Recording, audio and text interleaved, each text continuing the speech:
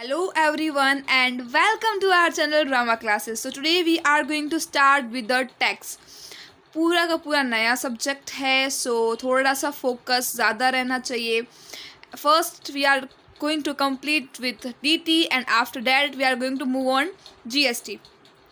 क्योंकि GST में बहुत ज़्यादा अमेंडमेंट्स आते हैं एंड अगर फर्स्ट हमने GST से स्टार्ट किया ना पूरा फ्लो बिगड़ जाएगा. ओके सो ये नोट्स जो है ये मैं अपने Telegram channel CA foundation MCQ के ऊपर अपलोड कर दूंगी after completing the lecture. Okay ये एक एक वर्ड को यहाँ पे समराइज किया गया है. What is income? हम इनकम पे टैक्स लेते हैं इन आवर कंट्री. ये रूल है कि हम इनकम पे टैक्स लेते हैं. तो आपको लगता होगा कि हर कंट्री में ये रूल है. No, there are some western companies would take tax on the expenditure. Yes, but वो हमारे काम का नहीं है बिकॉज हमारी कंट्री में टैक्स लिया जाता है on income. So what is income? Here we are going to levy tax on income. Levy word आगे आएगा है, हम समझाएंगे वहाँ पे. नाउ टैक्स जो है ये डिराइव्ड होता है फ्रॉम द लैटिन वर्ड टैक्सो. मेरे साथ रिपीट करो again. What is income? It is a tax on income. Tax लिया जाता है इनकम पे. इनकम क्या होती है आगे सब हम पढ़ेंगे. टैक्स जो है ये लैटिन वर्ड टैक्स से डिराइव्ड हुआ है जिसका मतलब होता है a rate of tax. Act ये सबको पता होगा. एक्ट जो है फाइनेंस मिनिस्टर जो है वो एज अ फाइनेंस बिल, पहले बिल होता है, वो प्रेजेंट करते हैं कहाँ पे? To the both the houses of parliament. And वो बोथ हाउसेस कौन कौन से हैं? राज्यसभा, लोकसभा. अगेन राज्यसभा एंड लोकसभा में फाइनेंस बिल को फाइनेंस मिनिस्टर प्रेजेंट करते हैं एंड देन वो साइन होता है by the president of the India and वो बन जाता है एक्ट. जैसे ही फाइनेंस बिल को असेंट मिल जाती है प्रेसिडेंट की, वो बन जाता है एक्ट. कुछ ज़्यादा ऐसा हार्ड वर्ड्स नहीं है, सिंपल है. ठीक है, आपको लिखने की ज़रूरत नहीं है बिकॉज ये सब सॉफ्ट कॉपी इसकी मैं वहाँ पे सेंड कर दूँगी so you can collect from there only. Now how old is the text? ना second thing, how old is the tax? Tax कितना पुराना है ये भी पता होना चाहिए. टैक्स जो है वो किंग्स के ज़मानों से है एंड इन 1857 रिवॉल्ट आया था. ये सब बेसिक इन्फॉर्मेशन के लिए है ताकि कुछ छूटे नहीं. एंड वहाँ पे दो major names that is Mangal Pandey and Rani Lakshmibai. Tax levied जो हुआ था वो बेसिकली प्रॉपर तरीके से 1860 में आया था and then after 1922 and finally in 1961 income tax act 1961 बना था. तो क्या हम इतना पुराना मीन्स इनकम टैक्स एक्ट 1961 पढ़ने वाले हैं? So the answer is no because we are going to study the finance act 2020 जो अभी हिलाल में आया था. हिलाल नहीं मतलब इन इंग्लिश रिसेंटली जो अभी आया था फाइनेंस एक्ट 2020 हम वो पढ़ने वाले. इन 1962 में क्या आया था? इनकम टैक्स रूल्स आए थे. What is this income tax rules? कि उसके बारे में clarification about the act. Okay and then कोई एक्सेप्शन है तो वो एक्सेप्शंस उस सब तरीके से इनकम टैक्स रूल में लिखा गया है. डिटेल में हम डिस्कस करेंगे. वो levy tax. Levy means collect. Tax government collect करती है. अगेन वो levy tax government. Repeat with me, अगर आप पढ़ोगे ना उसको तो जल्दी समझ में आएगा. वो लेवी टैक्स गवर्नमेंट. गवर्नमेंट को अथॉरिटी किसने दी है? The constitution of India give power to government. The Constitution of India gave power to government.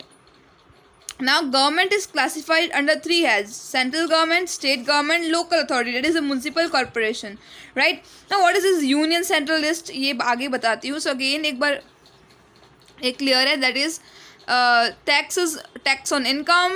Sorry, income is tax on income. Tax is derived from the taxo word. Okay, this is simple. Now 3 types की list होती है. Central जिसको हम union list भी कहते हैं, state list and concurrent list. अभी क्या लिस्ट है, क्या कहना चाह रहे हैं?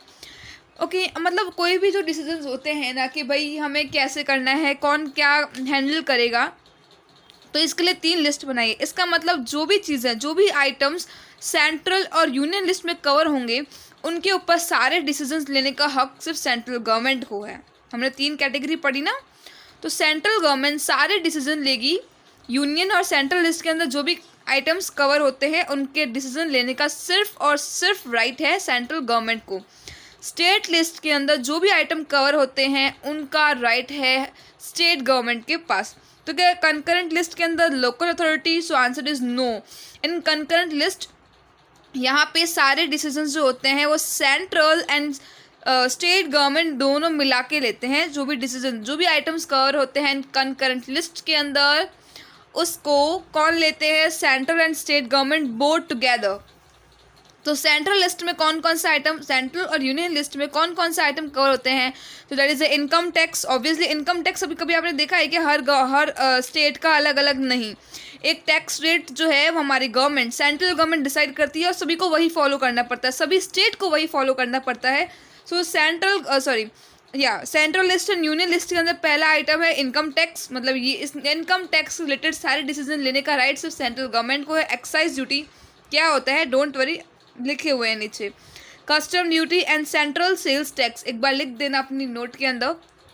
स्टेट लिस्ट के अंदर आता है वैट। वैट अभी नहीं था, मतलब आप कहोगे अब नहीं है बिकॉज अब तो जीएसटी आ गया। No, in some of the products अभी भी वैट है। ओके इसके लिए VAT, that is the sales tax, stamp duty, ये सब क्या है अब नीचे वही लिखा हुआ है, तो हम वहाँ पे डिटेल में डिस्कस करेंगे। And that is the excise duty on liquor for human consumption. अब बोलेंगे एक्साइज ड्यूटी यहाँ पे सारे प्रोडक्ट के लिए, बट फॉर लिकर यहाँ पे स्टेट, आपने सुना होगा ना कि कुछ स्टेट के अंदर जो लिकर होती है दैट इज द अल्कोहल, वो कुछ स्टेट के अंदर सस्ती है, कुछ स्टेट के अंदर महंगी है, राइट। तो बिकॉज वहाँ पे किसका रोल चलता है, किसका राइट चलता है? स्टेट गवर्नमेंट का।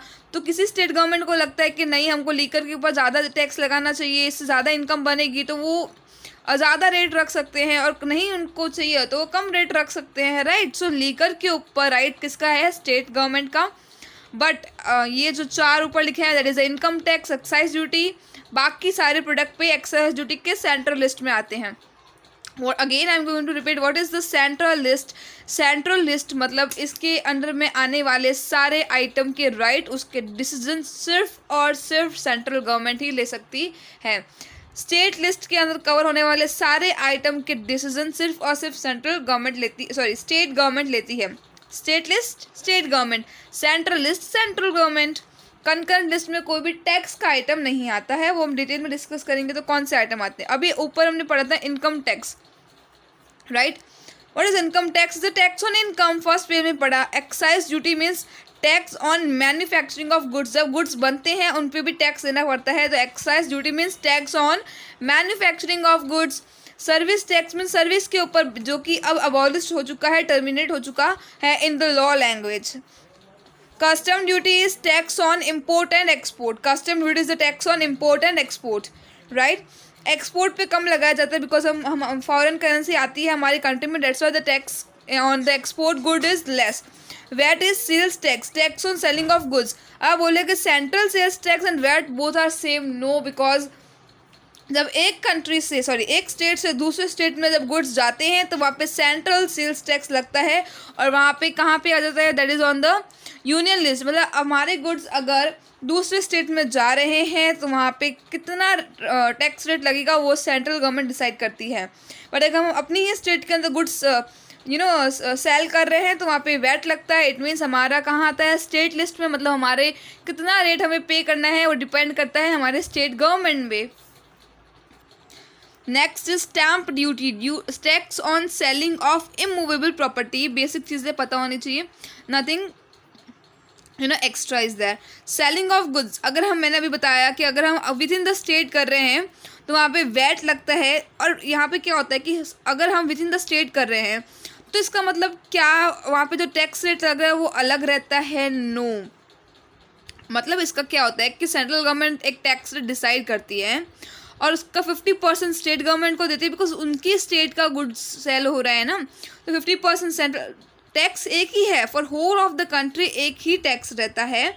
But in the case of VAT, for example Gujarat के अंदर कोई प्रोडक्ट सेल हो रहा है तो उसका मान लो उसके ऊपर 18% टैक्स है, तो वो सेंट्रल गवर्नमेंट ने लगाया है, बट उसका 50% किसको मिल जाएगा? स्टेट गवर्नमेंट को। और अगर वो इंटर स्टेट है, दैट इज़ हमने अभी पढ़ा था सेंट्रल सेल्स टैक्स, तो वहाँ पे इंटीग्रेटेड जीएसटी लगता है। ये क्या है? ये वर्ड पेंडिंग रखना, आगे आएगा ना। आउटसाइड द इंडिया, तो वहाँ पे तो कस्टम ड्यूटी लगता है, बिकॉज अभी हमने यहाँ पे पढ़ा what is a custom duty, tax on import and export. ये बेसिक नॉलेज है, इसमें से क्वेश्चंस नहीं आते हैं, सिर्फ हम फर्स्ट टाइम पढ़ रहे हैं तो पता होना चाहिए। सबसे ज़्यादा मज़ा आएगी जब हम स्लैब्स पढ़ेंगे। Now there are two types of tax: direct tax, indirect tax. Direct tax, indirect tax. Indirect tax mainly GST. अब क्या फ़र्क होता है यहाँ पे? क्या होता है कि फॉर एग्जांपल ये इनकम के ऊपर टैक्स होता है. मान लो कि मेरी जो इनकम है वो 5 करोड़ है, मान लो. हाँ, तो 5 करोड़ है, तो यहाँ पे टैक्स कौन पे करेगा? मेरे बाजू वाले? नो. तो कौन टैक्स पे करेगा? आप लोग? नहीं, ऑब्वियसली नो. तो यहाँ पे बर्डन और रेस्पॉन्सिबिलिटी ये मेरी है. मुझे जो टाइम लिमिटेड गवर्नमेंट ने प्रिस्क्राइब की है उसके अंदर टैक्स मुझे पे करना है. सो दैट्स माई बर्डन, मतलब मुझे ही पे करना है. उसको टाइम पे करने की रेस्पॉन्सिबिलिटी भी मेरी है. So burden and responsibility both with the same person. मतलब जो इनकम अर्नर है, मेरी इनकम है तो मैं टैक्स पे करूँगी और मेरे को टाइम पे करना है. बट हियर इनडायरेक्ट टैक्स कैसा होता है? ये फॉर एग्जांपल यहाँ पे प्रोग्रेसिव वाले समझते हैं. मान लो मेरी इनकम ज़्यादा है तो मैं टैक्स ज़्यादा पे करूँगी. ये तो सुना होगा ना, जितना ज़्यादा टैक्स होता है, सॉरी, जितनी ज़्यादा इनकम होती है उतनी ज़्यादा टैक्स लगता है.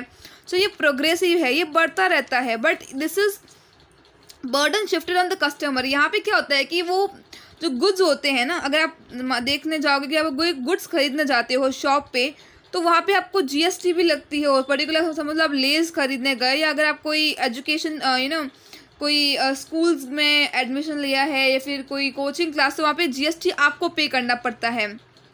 GST वो लोग ऐड करते हैं. इसका मतलब वहाँ पे आप पे करते हो, बट वो इंस्टीट्यूशन खुद भी आगे उनको पे, मतलब समझो, रुको. यहाँ पे कैसा होता है ना, फॉर एग्जांपल हम कोई शॉपकीपर पे गए, तो वहाँ पे गवर्नमेंट शॉपकीपर को क्या बोलती है कि जो गुड्स है ना वो तुम कस्टमर को बेचो, और मैं एक ही कस्टमर से कलेक्ट नहीं कर सकता, तुम खुद ही कलेक्ट कर लो. तो शॉपकीपर कलेक्ट करके गवर्नमेंट को देता है, बट पे कौन करता है? कस्टमर. तो बर्डन किसके ऊपर शिफ्ट कर दिया? कस्टमर के ऊपर. बट पे कौन करता है? शॉपकीपर. बिकॉज रिस्पॉन्सिबिलिटी किसकी है यहाँ पे? शॉपकीपर की. फॉर एग्जांपल अगर मैं शॉप पे गई लेस खरीदने, तो उसका GST हम इंक्लूडेड होता है उसकी प्राइस के अंदर. तो वो जो शॉपकीपर है ना वो हमसे लेता है, बट उसके बाद उसकी सिर्फ जो प्राइस होती है वो कलेक्ट खुद रखता है और GST वो को पे करता है. तो क्या उसने अपने जेब से पे किया है? नो. उसने कस्टमर से कलेक्ट करके गवर्नमेंट को दे दिया. सो यहाँ पे क्या होता है? बर्डन कस्टमर का होता है, ओके, बट उसको पे करने की रिस्पॉन्सिबिलिटी शॉपकीपर की होती है. ये इनडायरेक्टली कनेक्टेड, बिकॉज हम पे करते हैं ना, हम जो भी खरीदते हैं उसके ऊपर GST लगता है हमको, और ये रिग्रेसिव होता है. फॉर एग्जांपल यहाँ पे इनकम ज़्यादा तो टैक्स ज़्यादा, बट यहाँ पे ऐसा नहीं होता है. फॉर एग्जांपल कि अगर हम लेस खरीदने गए, तो अगर वो कोई भी खरीदने जाए, चाहे वो अंबानी के फैमिली से कोई जाए या कॉमन मैन के फैमिली से कोई खरीदने जाए, सबके लिए वो जो लेज का पैकेट है वो 10 रुपीज़ का ही रहेगा. बट क्या सबके लिए टैक्स, डायरेक्ट टैक्स सेम रहता है? नहीं. जिसकी ज़्यादा इनकम वो ज़्यादा पे करेगा, but this is same for each and every one, right? So it is regressive in nature, uniform in nature. GST, custom, VAT, all are the examples of indirect tax. ये चीज़ हम बाद में पढ़ेंगे, ये बहुत इंपॉर्टेंट है. द टैक्स रेट, BEL क्या होता है? Basic exemption limit. जो 60 ईयर्स से नीचे जिनकी एज है उनको 0 से लेके 2,50,000 तक कोई भी टैक्स पे, मतलब 0% लगता है. अगर मेरी साल की इनकम 2.5 लाख है तो मुझे कितना पे करना है? 0% टैक्स. 2.5 लाख से 5 लाख है तब कितना पड़ना है, कितना देना पड़ेगा? 5%. From 5 lakh to 10 lakh 20%, and above 10 lakh अगर आपकी इनकम है तो 30% यहाँ पे आपको टैक्स पे करना पड़ता है. ओके, ये हम सम सॉल्व करेंगे. पहले बस याद रख लो, अगर किसी की एज, मान लो क्वेश्चन में ऐसे दिया है कि मिस्टर एक्स है जिनकी एज है 40 ईयर्स, तो उनका अगर मान लो दे दी 5 लाख उनकी इनकम है, तो फर्स्ट 0 से लेके 2.5 लाख पे उनका कितना लगेगा? 0%. 2.5 लाख से 5 लाख मतलब कितना डिफरेंस आया? 2.5 लाख पे कितना लगेगा? 5%. ये हम सम सॉल्व करेंगे तो आ जाएगा. एक बार ये लिख लो, याद ही करना पड़ेगा ये तो. लाइक 0 से 2.5 लाख 0%, 2.5 लाख से 5 लाख 5%, 5 लाख से 10 lakh 20%, and above 10 lakh 30%. This is for the 60 years and less than 60 years. 60 years आता है तो उनके लिए दूसरी स्लैब है. तो ये लेस देन 60 ईयर्स के लिए ये स्लैब बनाई गई है. BEL is a basic exemption limit. Basic exemption limit in this slab is 2,50,000, and that is for the age less than 60 years. Next is individual वो एज 60 ईयर्स एंड अबोव, उनको हम कहते हैं सीनियर सिटीजन. उनके लिए basic exemption limit है 3 lakh, means first 0 to 3 lakh. Rate वही है, देखो 0, 5, 20, 30, तो ये तो वही रहेगा। बस फर्स्ट हो जाएगा 3 लाख, फिर 3 लाख से 5 लाख, 5 लाख से 10 lakh, same to same about 10 lakh. 2,50,000 की जगह हो जाएगा 3 लाख, और यहाँ पे भी 3 लाख। ठीक है, 2,50,000 का फिगर जहाँ पे भी दिखेगा उसको रिप्लेस करना है 3 लाख से। So this is simple, right? Yes, इसको एक बार याद कर लेना, ताकि फिर नेक्स्ट जितने भी क्वेश्चन सॉल्व होंगे वो इसके बेसिस पे ही होने वाले हैं। सो ये एक बार रिवाइज कर लो। नेक्स्ट इज इंडिविजुअल वो इज 80 ईयर्स एंड अबोव, उसको उन्हें कहता है सुपर सीनियर सिटीजन या फिर वेरी सीनियर सिटीजन। उनकी बेसिक एग्जम्पशन लिमिट है 5 लाख की, मीन 0 to 5 लाख 0%। तो आप बोलोगे अब नेक्स्ट पे 20% क्यों? बिकॉज 5 लाख तक तो हमारा रहता है ना कि 5 लाख तक 5% रहता है, उनको सीधे 5 लाख पे 0 कर दिया। नॉर्मल बचे हुए जो भी हैं like here 5 lakh to 10 lakh 20%, above 10 lakh 30%। जो 5% वाला फिगर था वो हटा के वहाँ तक के पूरे इनकम को 0% कर दिया। ओके, सो इसके ऊपर जो क्वेश्चन है वो हम कल सॉल्व करेंगे। हमने स्लैब सीखा, थोड़ा सा इंट्रोडक्शन सीखा, बहुत सारी चीज़ें हैं like rebate, surcharge and rounded off के जो सेक्शंस हैं वो सब हम कल सीखेंगे। प्लीज़ आप भी ऐसे हाईलाइट कर दो कर, एंड ये इसके स्क्रीनशॉट्स मैं आफ्टर अपलोडिंग द लेक्चर इसको मैं Telegram channel CA foundation MCQ, otherwise drama classes आप सर्च करना, आपको मिल जाएगा, वहाँ पे अपलोड कर दूंगी, तो आप वहाँ से कलेक्ट कर सकते हैं। थोड़ा सा बोरिंग लगेगा बिकॉज ये इंट्रो पार्ट है, बट जब हम इसका क्वेश्चन सॉल्व करेंगे it's really very interesting. Okay, so that's it for today.